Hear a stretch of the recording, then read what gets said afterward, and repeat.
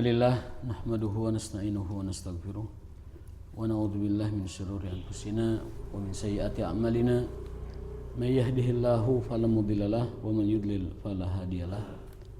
Asyhadu an la ilaha illallah wahdahu la syarikalah wa asyhadu anna Muhammadan abduhu wa rasuluhu wa la nabiyya ba'dah. Allahumma shalli wa sallim ala hadha nabiyil karim wa ala alihi wa ashabihi ajmain. Amma ba'du. Allahumma subhanaka la ilma lana illa ma 'allamtana wa 'allimna ma yanfa'una wa zidna ilman. Rabbana atina fid dunya hasanah wa fil akhirati hasanah wa qina adzabannar. Amin ya rabbal alamin. Bapak sekalian, yang dimuliakan Allah Subhanahu wa taala, alhamdulillah kita dapat bertemu kembali dalam rangka thalabul ilmi sembari kita menunggu waktu syuruk. Mudah-mudahan ada faedah ilmu yang bisa kita petik dan menjadi bekal kita untuk beribadah dan beramal soleh di kemudian hari. Mungkin ke depan ada sedikit pergeseran ya. Untuk jadwal Senin sore mungkin kita off-kan sekarang. Kita mulai dari Selasa pagi aja karena beberapa kali kita evaluasi itu tidak efektif ya.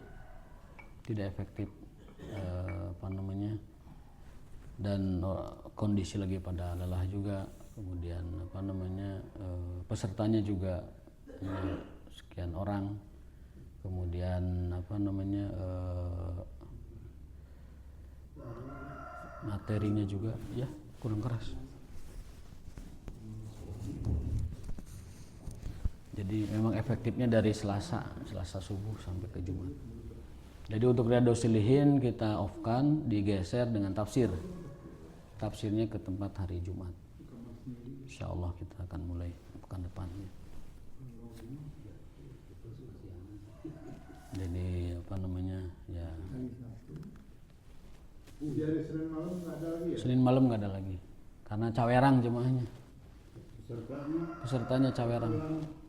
Dan banyak sebab lah. Mungkin Senin pada puasa juga ya, puasa sunnah, kemudian pada kondisi capek juga. Yang sudah hadir Cawerang itu pun bari lenggut-lenggutan, capek gitu. Tuh, dapat dimaklumi karena hari Senin itu hari paling sibuk, hari Senin itu, sehingga kita efektifkan aja, dipadatkan di Selasa subuh dan mungkin waktunya saja kita pepetkan sampai ke syuruk setiap kajian ya.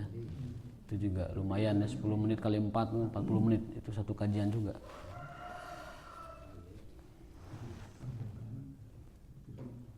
Baik, kita akan lanjutkan kajian hadis kita ya.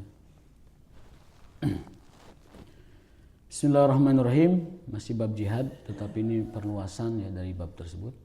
An Aisyah radhiyallahu anha qalat kana Nabi sallallahu alaihi wasallam sahira. Falamma qadimal Madinah qala laita rajulan min ashabi salihan yahrusuni lailata. Ini bab tentang persaksian juga ya, dan juga bab tentang namanya ribat. Ribat itu apa? Menjaga. Posisi siaga itu namanya ribat. Ketika Nabi SAW di Madinah dan tidak bisa tidur, sahiro, begadang tidak bisa tidur. Berpesan kepada istrinya agar ada seseorang yang menjaga tidurnya, mungkin menemani ya, biar haneten gitu. Tidak, yang namanya orang begadang itu paling nyaman kalau ada orang yang terjaga gitu, kalau ada yang terjaga. Dan Rasul mengatakan laita rajulan min ashabi sholihan yahrusuni laila. Andaikan ada orang soleh nemeni saya, menjaga saya di malam ini. Yahrusu itu hirosah, menjaga. Jadi andaikan ada orang soleh yang menjagaku malam ini, alangkah senangnya saya. Gitu. Idh sami'na sawta silahin faqala man hadha. Lalu terdengarlah suara orang yang memainkan senjata silah. Faqala ana Sa'ad bin Abi Waqqas. saya Sa'ad bin Abi Waqqas ya Rasulullah. Ji'tu li ahrusaka, yang akan menjagamu. Kita tahu Sa'ad bin Abi Waqqas itu satrianya Rasul SAW. Orang yang paling mahir menggunakan panah itu Sa'ad bin Abi Waqqas. Dalam sebuah hadis Nabi SAW bersabda, panahnya Sa'ad tidak pernah meleset seumur hidupnya. Jadi snipernya Rasulullah SAW. Sa'ad itu snipernya Rasulullah SAW. Panahnya tidak pernah meleset. Ketika wafat karena beliau terkena beberapa tusukan panah,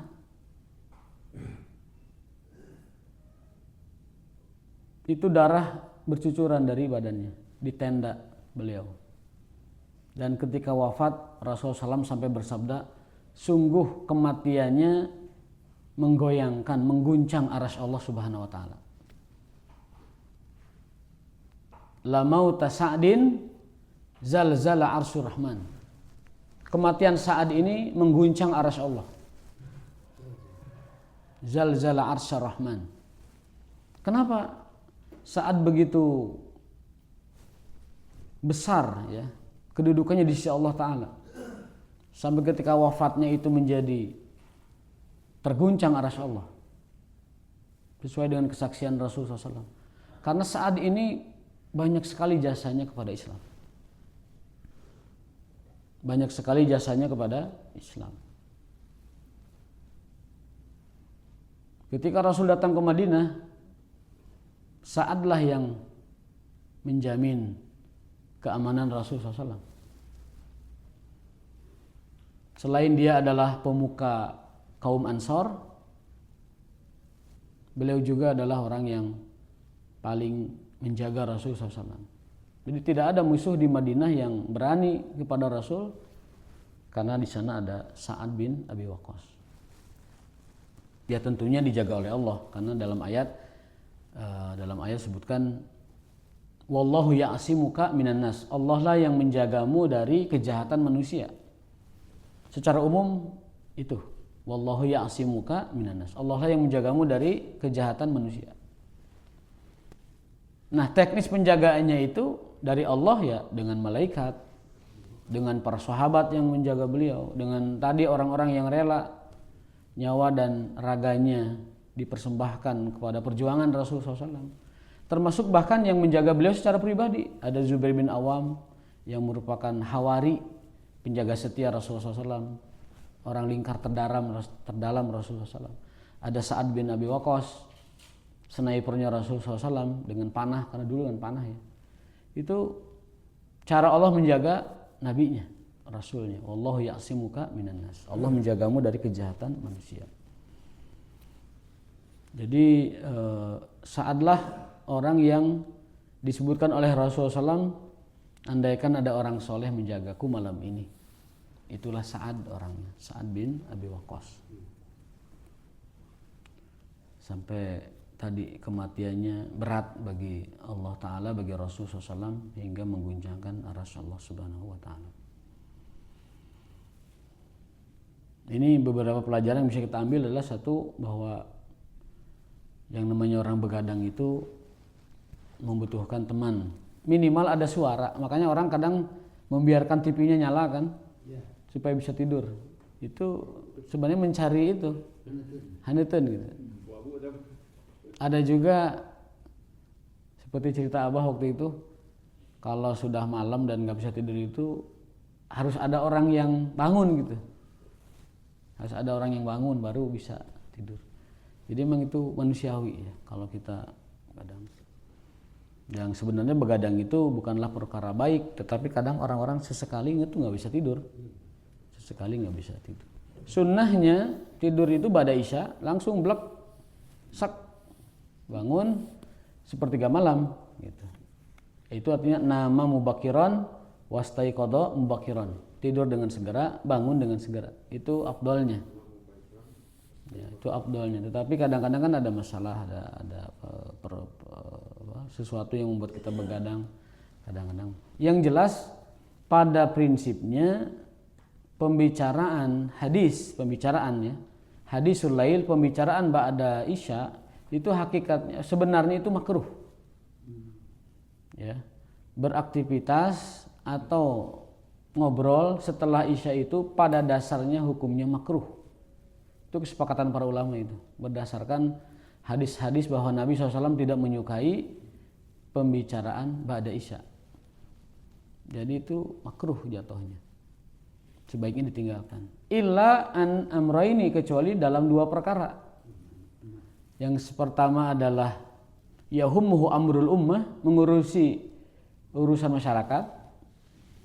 Ya. Yang kedua adalah li talabil ilmi, untuk talabul ilmi, untuk belajar, membaca, menelaah, meneliti, kemudian mengkaji, baik belajar atau mengajar. Jadi pada dasarnya aktivitas setelah isya itu baik pembicaraan hadisul lail, pembicaraan atau aktivitas lain itu makruh. Kan tetapi dibolehkan untuk beberapa hal yang sifatnya berkenaan dengan maslahat orang banyak ataupun ada maslahat yang ya tahaqqaqu, yang benar-benar maslahat, seperti thalabul ilmi dan lain sebagainya. Kalau untuk mencari dunia sebaiknya beres di maghrib paling maksimal, karena Allah menjadikan waja'alna laila libasa waja'alna nahara ma'asya, kami jadikan siang untuk mencari ma'isyah, mencari bekal dunia, itu siang diaturnya, dan malam waja'alna laila libasa, dan malam adalah selimut kalian untuk istirahat. Itu ya, jadi jangan dibalik-balik. Kalau dibalik nanti keseimbangannya berubah. Keseimbangan berubah, lambat laun akan menjadi masalah. Ya. Terkait dengan tugas-tugas spesial, contohnya adalah jaga malam, ya, ronda, siskamling, itu jatuh ke yang pertama tadi, ngurusin maslahat orang banyak, itu kan. Atau mungkin pejabat yang malam-malam mengadakan aktivitas rapat mikirin rakyatnya. Ngundang puasa boleh ya? Ya? Ngundang buka puasa. Sahur maksudnya? Enggak, sampai ke isya, sampai ke jam 10 kan kita ngundang banyak orang masyarakat buka puasa bersama di hall banyak. Itu boleh kan? Memang ba'da isya. Kita buka puasa malam maghrib. Kan masih ada waktu apa? Masih pada di sana gitu. Ya ada acara lagi makan-makan. Ya nggak apa-apa, sekali-kali nggak apa-apa. Karena itu kan judul utamanya itu kan buka puasa. Tetapi buka bersama, tetapi waktunya nyambung itu, makanya judulnya tuh waktunya nyambung kan. Awalnya kan buka puasa.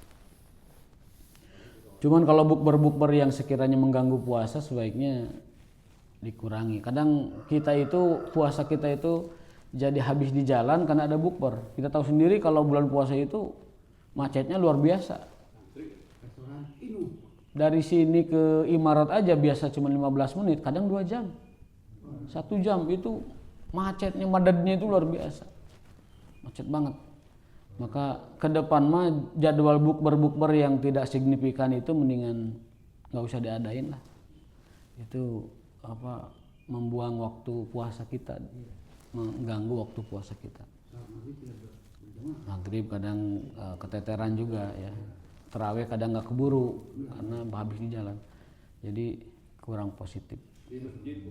Kalau tidak signifikan ya, kalau signifikan mah enggak, karena nanti acara bukber itu akan banyak, bukber SMP, bukber SMA, bukber angkatan kampus, bukber ikatan persaudaraan apa segala macam lah. Gitu ya. Jadi kalau kebanyakan kita malah waktunya habis di jalan dan lain sebagainya. Nanti ya pas Ramadan. Jadi itu pelajaran pertama itu bahwa yang namanya ribat itu bagi orang yang begadang boleh ya, untuk ngurusin umat. Pejabat ngurusin umatnya, petugas menjaga keamanannya, kemudian orang-orang yang berkecimpung dalam aktivitas kemasyarakatan itu boleh begadang, ya, Jadi kebolehan begadang itu tadi bagi orang yang ngurusin umat. Yang kedua, bagi orang yang thalabul ilmi, mencari ilmu, mengajar atau belajar atau lain sebagainya, itu dibolehkan. Kalau selain dua itu sebaiknya langsung tidur ya. Dan pelajaran ketiga yang bisa kita ambil dari hadis itu bahwa orang yang berkenan memastikan orang lain nyaman itu adalah kategori orang soleh. Orang yang berkenan membuat orang lain itu nyaman, dia rela gitu ya, membuat orang lain nyaman, itu adalah bagian dari kesolehan. Buktinya tadi kata Rasulullah SAW, aku senang jika ada orang soleh menjagaku malam ini. Ya, berarti kan orang soleh itu yang mau menjaga itu, dan itu saat orangnya. Ya, laita itu dalam bahasa Arab disebut harfu taroji, huruf pengharapan. Laita, andaikan.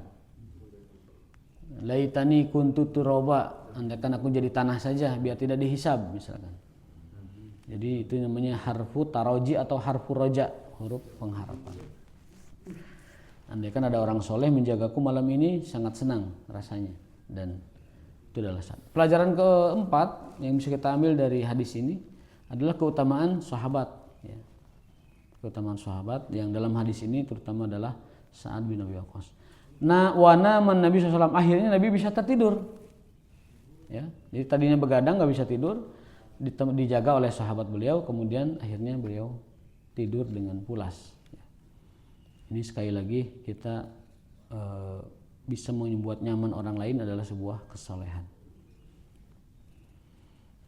Jangan sampai apalagi tetangga ya dibikin tidak nyaman, tidak bisa tidur. Wah ini ya, sampai Nabi bersumpah 3 kali, demi Allah tidak beriman, demi Allah tidak beriman, demi Allah tidak beriman. Siapa? Alladzi la ya'manu, yang mana tetangganya layak manu, tidak merasa nyaman bawa ikohu dengan tetangganya. Jadi orang yang bikin tetangga tidak nyaman itu kata Rasulullah SAW tidak beriman, sampai 3 kali menyebut.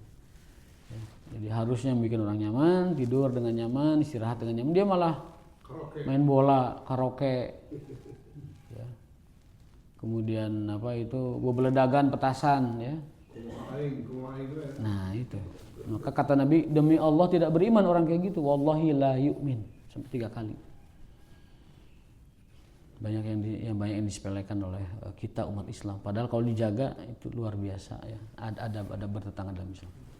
Berikutnya hadis nomor 1188, an Abi Hurairah radhiyallahu anhu anin Nabi sallallahu alaihi wasallam qala ta'isa abdud dinar. Sungguh binasa abdud dinar. Abdud dinar itu hamba uang. Karena uangnya dulu dinar ya. Sungguh binasa Abdul Fulus. Kalau sekarang nyebutnya Abdul Fulus. Hati-hati jadi Abdul Fulus, hamba uang. Wa abdud dirham, sungguh celaka hamba dirham. Sama hamba dirham. Wa abdul khamisah, dan sungguh celaka hamba pakaian. Khamisah, hamba pakaian. Mungkin yang dia pikirkan itu gimana dan pakai apa ya. Kita bisa analogikan dengan benda lain sebenarnya. Zaman sekarang kan kemewahan itu bukan hanya dinar, bukan hanya dirham, bukan hanya pakaian, tapi mungkin kendaraan, tapi mungkin juga kepemilikan lainnya ya. Mungkin sepatu zaman sekarang ya, mungkin jam, mungkin juga jaket, mungkin juga topi, lain sebagainya lah. Karena ini judulnya Ta'isa Abdud Dinar, Abdud Dirham, wa Abdul Khamisah. Sungguh binasa hamba uang dan hamba pakaian. Itu kendaraan dikiaskan ke khamisah, sesuatu yang dipakai. Apa tabiat Abdul Fulus ini? Hamba uang itu apa tabiatnya? In u'tiya radiya, kalau diberi radiya, dia senang. Kalau Allah kasih, senang dia. Wa in lam yu'ta sakhita, kalau pas qadarullah tidak diberi, sakhita, dia ngarumas, ngedumel, ngumpat. Pas tidak ada ngumpat ya. Itu ciri khas watak Abdul Fulus. Abdul Fulus tuh begitu, kalau dikasih senang, kalau nggak dikasih ngedumel, nyeri hati. Itu perwatakan abdud dunia. Kalau penjelasan dari syarahnya itu abdud dunia, hamba dunia. Ta'isa wan takasa, diulang lagi, sungguh celaka dan tikusruk, artinya binasa gitu. Wa idza syika falan taqash tuba li abdin akhidin bi inani farasihi fi sabilillah. Ini poinnya. Dan sungguh beruntung, kebalikan dari yang atas. Sungguh beruntung li abdin, seseorang akhidun bi inani farasihi fi sabilillah,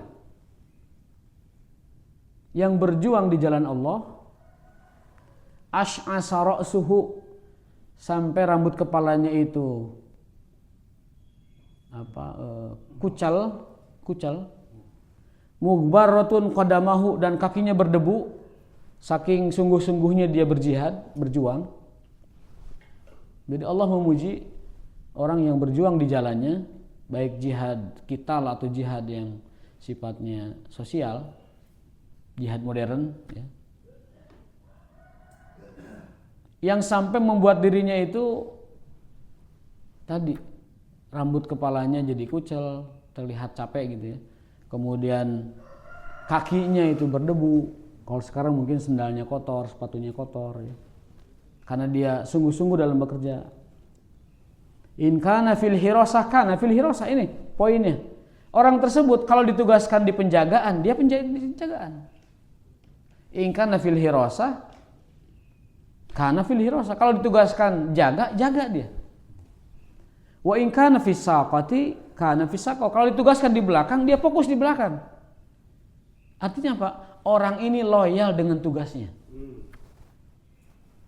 Allah memuji, Rasulullah memuji, dan menyebut bahwa orang tersebut tuba, orang yang beruntung.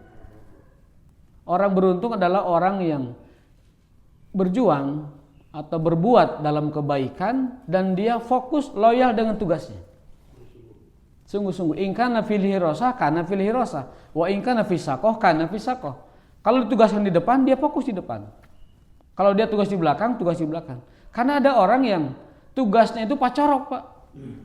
Ditugaskan di depan, di belakang sibuknya itu. Ditugaskan di belakang, keharep. Jadi mengganggu pekerjaan orang lain. Ditugaskan di dinas apa, menyoroknya ke tugas orang lain. Ditugaskan di tugas apa, nyoroknya ke tugas orang lain. Jadi tidak loyal dengan tugasnya. Berarti kesimpulannya, orang yang tidak loyal dengan tugasnya itu tanda bahwa dia itu nyari dunia. Termasuk abdul dunia, Abdul Fulus, itu tipe orang kayak gitu. Orang kalau sudah terlihat tidak fokus dengan yang ditugaskan, itu berarti ada sesuatu.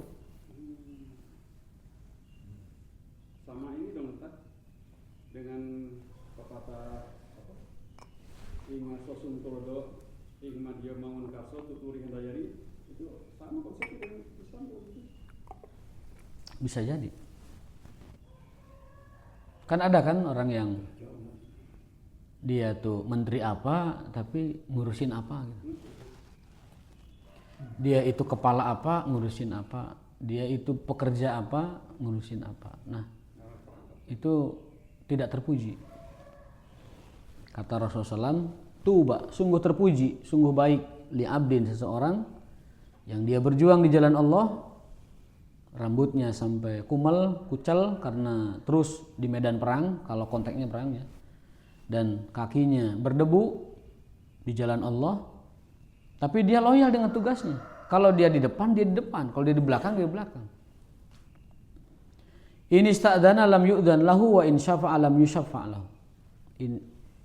In ista'dzana lam yu'dzan lahu wa in syafa'a lam yusyaffa'. Jadi orang ini tidak peduli dengan pujian manusia. Orang ini juga tidak terpengaruh dengan celaan manusia.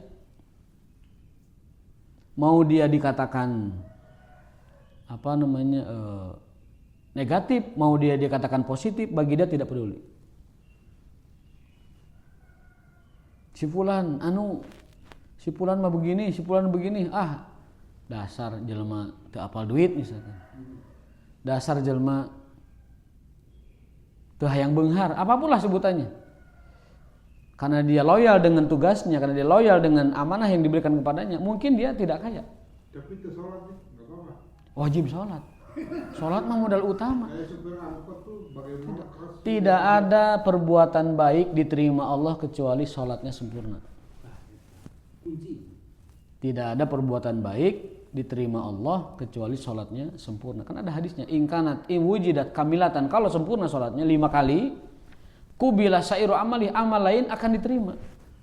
Wa in wujidat naqisatan, kalau sholatnya naqisatan kurang, tidak sempurna 5 kali, rudda sairu amali, dikembalikan itu. Perbuatan baiknya itu dikembalikan, nggak ada yang diterima. Jadi syarat perbuatan baik kita diterima itu kalau sholatnya sempurna 5 kali, sholat wajib 5 kali. Disebut sempurna itu 5 kali gitu. Kalau tidak 5 kali, belang bentong atau bolong-bolong sholatnya itu tidak diterima, perbuatan baik apapun tidak diterima. Jadi modal sholatnya. Mau dia sedekah seisi langit, nggak sholat nggak diterima. Mau dia berinfak atau berzakat ribuan triliun, kalau nggak sholat 5 waktu nggak diterima. Wa in wujidat kamilatan kubila sairu amali, wa in wujidat naqisatan rudda sairu amalihi. Jadi percuma kalau tidak sholat, tidak ada yang diterima oleh Allah Subhanahu wa taala.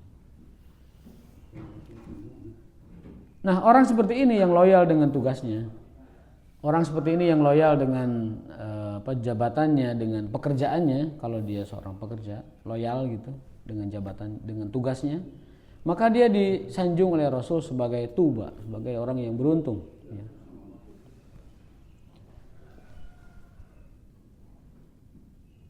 Dan ciri orang ikhlas itu dia tidak peduli dengan status manusia. Ya. Orang yang disebut sebagai Abdullah, hambanya Allah, bukan abdu dunia, cirinya itu adalah orang tersebut jika bekerja, dia tidak mempertimbangkan pujian dan celaan manusia. Keterangannya tadi, ya, mau dia dikatain apa nggak peduli, mau dia dikritik apa tidak peduli, asalkan dia tadi loyal dengan pekerjaannya. Kan ada orang yang terpengaruh dengan ucapan manusia. Jadi baru bekerja kalau sudah dicela oleh manusia, meninggalkan pekerjaan kalau dicela manusia. Nah, padahal kalau dia hambanya Allah itu tidak akan peduli dengan hal seperti itu. Itu persis kisahnya seperti pencopotan Khalid bin Walid. Beliau itu kan jenderal perang yang tidak pernah terkalahkan. Bahkan sering disebut dalam pidato-pidato tokoh negara itu, menyebutkan kisahnya bahwa ada tokoh militer dalam sejarah itu tidak pernah kalah. Itu orang barat mengakui juga. Dan orang tersebut adalah Khalid bin Walid. Beliau gemilang dalam memimpin pertempuran dimanapun dan dengan siapapun dia menang. Bahkan umat Islam pernah kalah ketika Khalid menjadi panglimanya orang kafir sebelum masuk Islam. Perang Uhud. Di perang Badar dia nggak ikut perang. Nah, ketika beliau sangat gemilang dalam prestasinya, itu kan disanjung-sanjung oleh manusia kan. Waduh, pokoknya mau Khalid mah tidak ada yang ngalahin lah. Akhirnya orang-orang bergantung sama dia. Ya. Dan menyebutkan bahwa kemenangan ini karena Khalid. Nah, ini bahaya, bagi akidah bahaya. Umar melihat ini. Tidak boleh kaum muslimin menggantungkan harapan kemenangan kepada seseorang, walaupun dia itu Khalid. Dicopot jabatannya. Ketika dicopot, apa jawaban Khalid? Innama ujahidu lillah. Saya berjuang, saya berjihad Bukan karena Umar, tapi saya berjihad karena Allah. Tidak ada hubungannya dan tidak ada dampak efeknya bagi saya mau dicopot mau tidak dicopot, karena saya berjuang lillah, bukan untuk Umar. Maka beliau terima dengan besar hati. Innama ujahidu lillah, aku berjihad karena Allah, bukan karena Umar. Nah, ini ciri orang yang ikhlas dalam berjuang. Loyal dengan pekerjaannya dan pertimbangannya bukan manusia, tetapi Allah Subhanahu wa taala. Meskipun nanti para sejarawan mencari-cari sebabnya kenapa Umar dengan Khalid itu bisa begitu, karena chemistry mereka berdua berbeda. Umar wataknya keras, Khalid juga keras. Orang keras dengan orang keras nggak nyambung. Ketika dengan Abu Bakar Siddiq radhiyallahu ta'ala anhu, Abu Bakar itu lembut orangnya, Khalid keras, cocok. Jadi panglimanya berwatak keras, pemimpinnya presidennya berwatak lembut, cocok. Di zaman Umar, presidennya berwatak keras dan panglimanya berwatak keras, itu chemistry-nya nggak nyambung.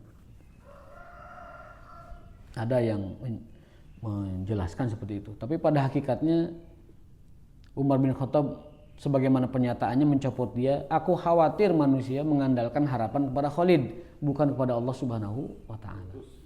Maka di off-kan sebagai panglima waktu itu. Jadi itu hadis yang kedua dalam bab ini, ya. Bahwa kita sebagaimana diperintahkan oleh Rasulullah SAW, bahwa kalau kita ditugaskan di satu pekerjaan, fokus di situ. Jangan ganggu tugas orang lain. Jangan mencari pekerjaan orang lain. Kalau ada orang terindikasi tidak fokus dengan kerjaannya, malah mengganggu pekerjaan orang lain, diduga atau patut diduga orang tersebut memang mencari dunia, gitu. Patut juga orang tersebut mencari dunia. Abdul dinar, abdul dirham, dan abdul khamisah. Sungguh celaka hamba dunia. Kalau dia diberi dia suka, kalau tidak diberi dia kukulutus atau marah, kecewa. Dan sungguh celaka dia. Dan sungguh beruntung orang yang berjuang dengan ikhlas dan dia tidak peduli dengan ucapan orang lain dan penyikapan orang lain kepada dia. Kalau dia di front, dia di front. Kalau dia di belakang, dia di belakang. Dan tidak peduli dengan ucapan manusia.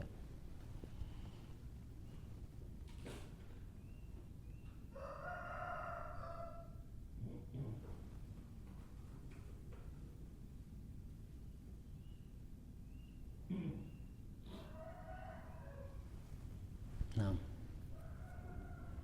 berikutnya adalah masih bab tentang jihad, ya.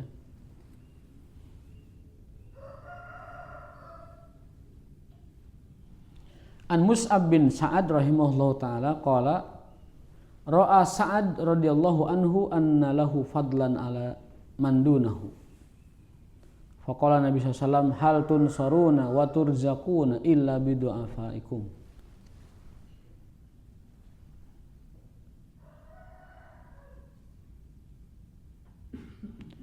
Jadi orang itu manusia itu diberikan rezeki oleh Allah Ta'ala karena keberadaan orang lemah.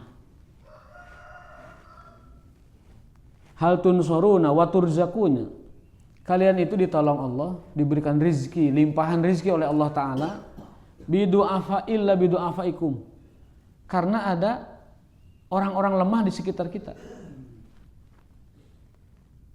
Saya tanya sekarang, orang kaya, sekaya apapun, siapa yang buat mereka kaya? Bidu'afaikum, kan? Orang-orang lemah, orang-orang bawah gitu. Siapapun sebutkan orang kaya yang dia dengan sendirinya jadi kaya. Tidak. Karena ada orang lemah memberi barangnya. Karena ada rakyat memakai produksinya. Karena ada orang butuh memakai jasanya. Maka kata Rasulullah SAW, janganlah seseorang menganggap dirinya fadlan, lebih dari yang lain. Ini kritik Rasul kepada tokoh Madinah yang merasa bahwa dia itu di atas yang lain.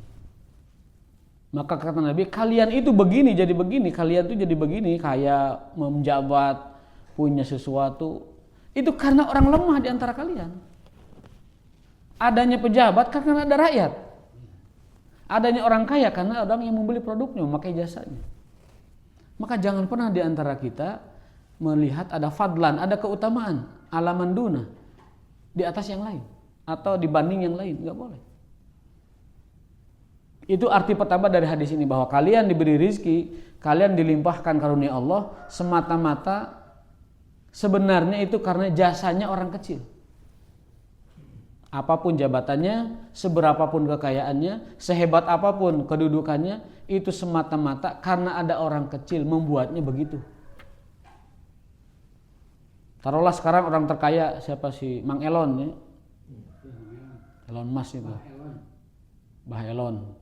Dia punya kekayaan 15.000 triliun. 15.000 triliun. Itu udah terkaya di dunia itu dah.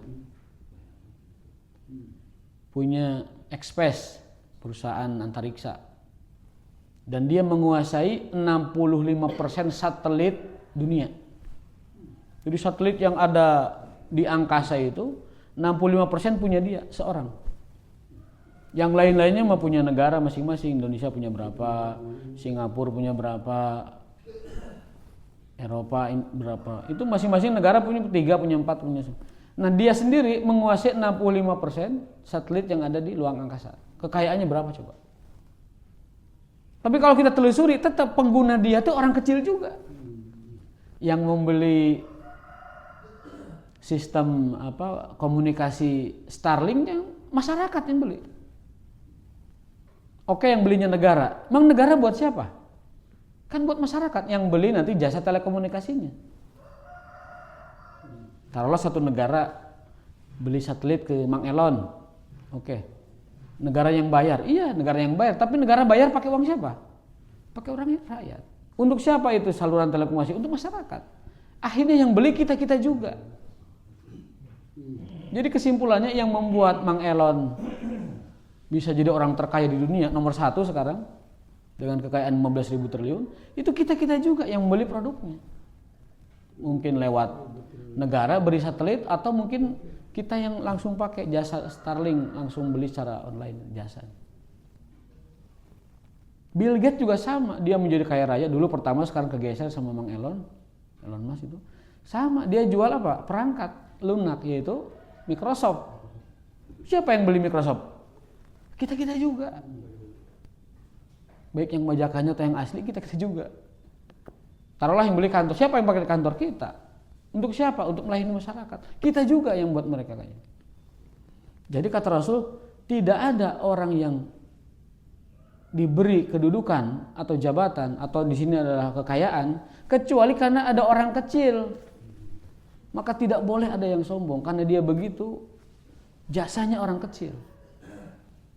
Satu. Yang kedua, itu juga filosofi zakat. Kenapa sebagian harta kita mesti dikembalikan lagi kepada mereka? Karena kita mengambil dari mereka. Baik ngambil secara halal dengan jual beli, ataupun mengambil secara tidak halal. Maka itulah zakat di situ berfungsi. Balikin ke masyarakat, balikin ke rakyat, balikin ke orang kecil, ke orang miskin. 2,5% sesuai dengan perintah Allah. Kalau kamu sudah nisab, sudah haul, balikin ke mereka. Karena itu hak mereka. Di setiap kekayaan kita ada 2,5% miliknya orang kecil. Berikan kepada mereka. Itu yang wajib. Makna kedua dari hadis ini adalah Allah akan melimpahkan rezeki banyak kepada kita kalau di sekitar kita ada orang lemah yang kita bela. Kalau di rumah kita tuh ada orang lemah, mungkin orang tua yang sudah sepuh, mungkin ada keluarga yang tidak sempurna fisiknya, mungkin ada seseorang di rumah kita yang kita tanggung. Itu biasanya Allah mengucurkan, melimpahkan banyak rezeki kepada dia. Ya. Dan kita banyak temukan orang yang melimpah sekali materinya itu karena dia ada orang lemah yang dia bela di rumah itu, atau ada orang lemah yang dia perjuangkan di keluarga itu. Itu Allah limpahkan. maka banyak-banyaklah menafkahi orang, banyak-banyaklah menghidupi orang, itu nanti Allah limpahkan banyak rezeki kepada dia. Itu makna dari hadis ini yang kedua, pemaknaannya begitu. Kalau ada orang yang kita perjuangkan, ada orang lemah yang kita perjuangkan, baik orang tua ataupun keluarga ataupun sanak famili yang kita perjuangkan, atau mungkin anak asuh atau mungkin anak yatim yang kita perjuangkan, itu biasanya Allah ngasih limpahan rezeki dan keberkahan kepada orang tersebut. Sesuai dengan sabda Nabi, kalian itu dibantu Allah, diberikan kelimpahan rezeki, itu karena ada orang yang kalian bela, yang kalian perjuangkan. Itu demikian. Baik, itu hadis yang ketiga dan cukup sampai di sini. Mudah-mudahan menjadi penerangan kepada kita. Pelajaran yang kita ambil dari hadis terakhir adalah jangan merendahkan orang lain atau menganggap orang lain di bawah kita, karena hakikatnya kita punya juga karena mereka. Kita juga baik dapat gaji atau dapat penghasilan atau dapat keuntungan, itu hakikatnya juga ada orang kecil yang memanfaatkan dan memakai jasa dan produk kita.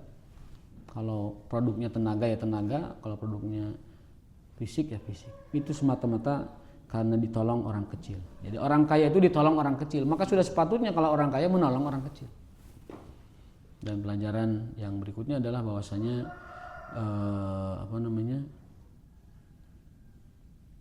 menganggap orang lain berbeda itu adalah perbuatan tercela. Bahkan Rasul pun menegur orang yang sudah ada di taraf itu untuk tidak melakukan hal tersebut. Aqulu qouli hadza wa astaghfirullah li wa lakum. Hadanallahu wa yakum ajmain wa barakatuh. Subhanakallahumma wa bihamdika asyhadu an la ilaha illa anta astaghfiruka wa atubu ilaik. Assalamualaikum warahmatullahi wabarakatuh.